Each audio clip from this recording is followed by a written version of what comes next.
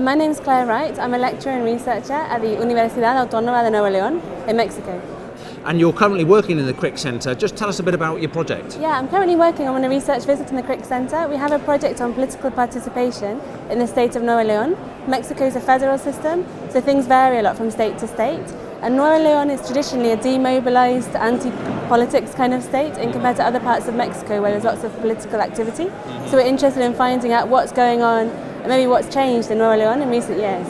And I mean, we hear a lot about disaffected Democrats and anti-politics. Is Mexico, do you think, is a good example? There's plenty of disaffected Democrats in Mexico. In terms of public opinion surveys, including our own that we've carried out, people support democracy over any other type of regime, but they're not satisfied with the results and they're often worried about democracy. Okay, so is it that people like democracy just don't like the politics?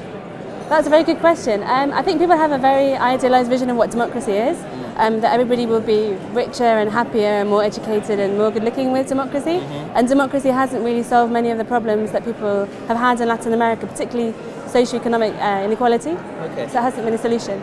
I mean, there seems to be, in most advanced liberal democracies, a problem with democracy. Yeah. What's distinctive, if anything, about Mexico, Latin America? I think there's very different things to point out. One is the newness of democracy in a way. Mexico was the last democracy to go through its transition to democracy in 2000. So democracy as we know it in terms of free, fair elections has only been in place for the last 15 years. So these are young democracies. It's the same in the majority of Latin America, that these democracies are very young. So the institutional basis and the possibility or the authoritarian shadow is much bigger than it would be in Europe, I guess. In the most majority of Europe.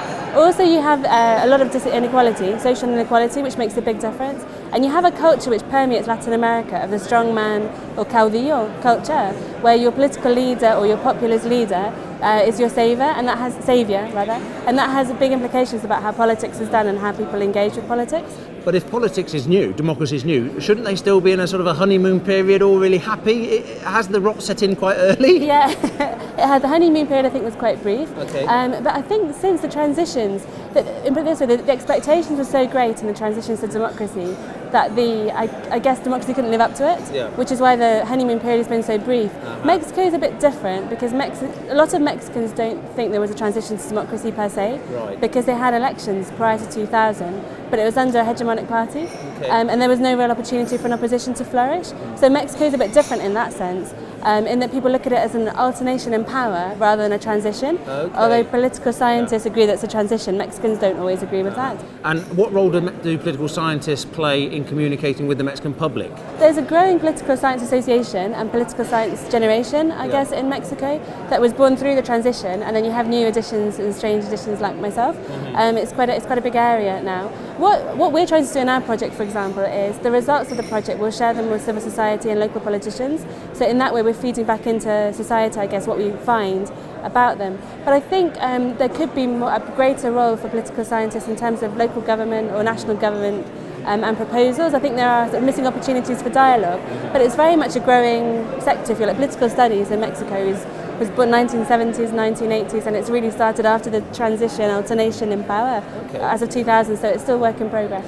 Well, it's great to have you in the Crick Centre, it's great to have you in Sheffield, and I hope we keep working together for a long time. Yeah, I hope so too. Thank you very much. Thank you.